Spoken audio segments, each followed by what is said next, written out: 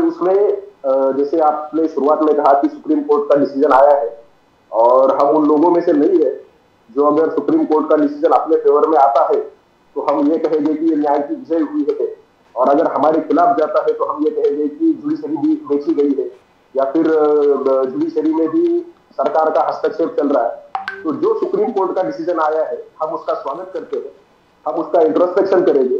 जो भी कुछ हमारे कुछ कार्यकर्ताओं से अगर कुछ गलती हुई होगी तो उसको रेक्टिफाई किया जाएगा। लेकिन आप दोनों वरिष्ठ पत्रकार हैं, आप जानते होंगे कि जो अपना इलेक्शन का स्लिप होता है, वोटिंग स्लिप होता है ऐसे इलेक्शन में, अगर उसके ऊपर कोई ओवर राइटिंग होगी या फिर कुछ अनएक्सपेक्टेड या फिर अनवारंटेड कुछ मार्क्स होंगे तो वो डिस्क्वालीफाई किया जाता है। It has been a long procedure, a long history. मैं आपको दो उदाहरण बताना चाहता हूँ इस बारे में।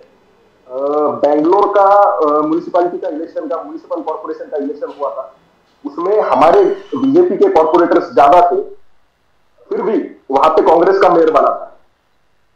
वही वहां पे भी यही रीजन दिया गया था कि कुछ स्लिप्स जो है वो डिस्क्वालीफाई हुई है या फिर रद्द की गई है।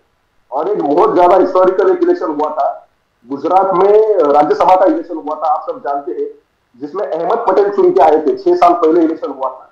उस वक्त भी यही केस हुआ था कि बीजेपी के कुछ वोट डिस्क्वालीफाई किए थे, बीजेपी के पास ज्यादा वोट्स थे, लेकिन कुछ वोट्स जस्ट बिकॉज वो किसी को दिखाया है वोट या फिर वहां पे कुछ ओवर राइटिंग की है उसकी वजह से डिस्क्वालीफाई किए थे।